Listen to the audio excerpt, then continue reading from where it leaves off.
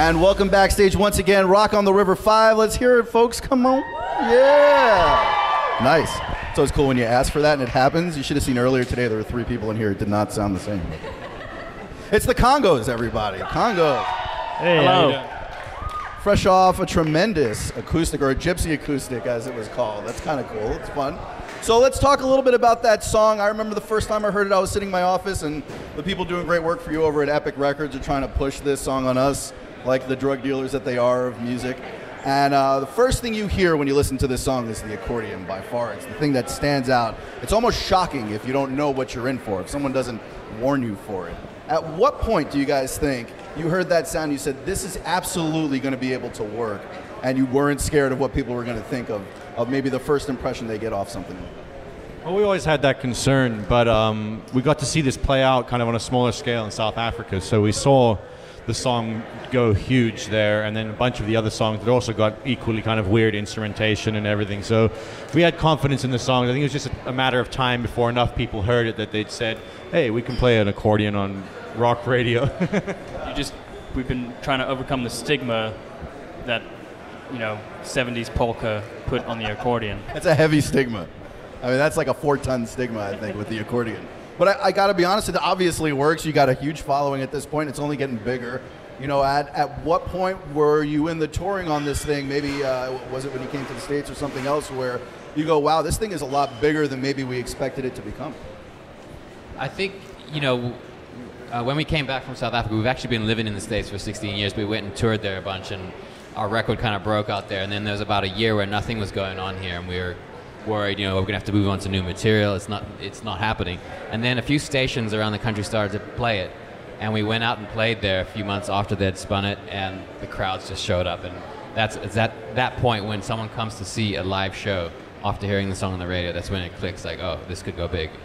Have you ever seen anyone mosh to your music or crowd surf to you? Yeah, yesterday in St. Petersburg. Yeah, Florida. It was the weirdest thing I've ever seen. It was not just to a song, it was to a keyboard solo. It was like, they studied a bit of jazz at ASU, so he's playing, out there, and people are moshing. I was the most biggest dichotomy. I think that might be a record, like first mosh to an accordion as well. Oh, well, you'll see the second one today, believe it. That happens.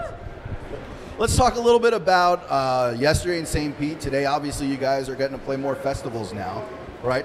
Do you guys prefer that, or do you like an intimate setting, something along the lines of this? Different bands prefer different things?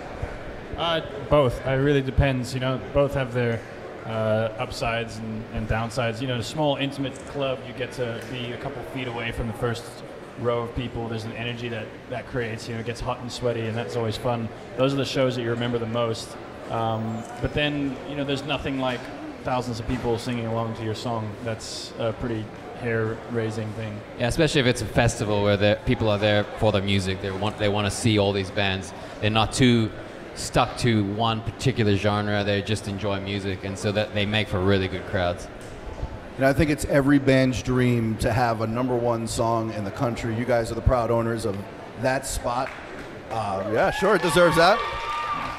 Does it change anything for you guys, or is it just like a call home to mom where you're like, we've become complete divas.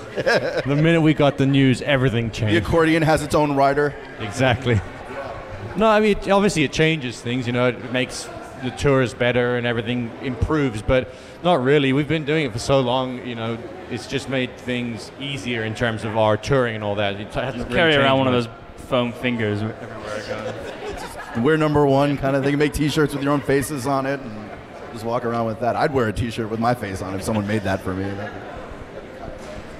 So what do you think is next for the band? Obviously you're on this huge commercial campaign. I believe it's Dodge signed you guys onto this huge commercial campaign. Have you seen the commercial on TV, like outside of whatever meeting where they go, hey, what do you guys think of this? I caught it on the bus, yeah. Did you? Yeah. Was that surreal, or is it just like, yeah, that's happening now? It was, because I was watching it was on mute, and I was watching it, and I didn't recognize it.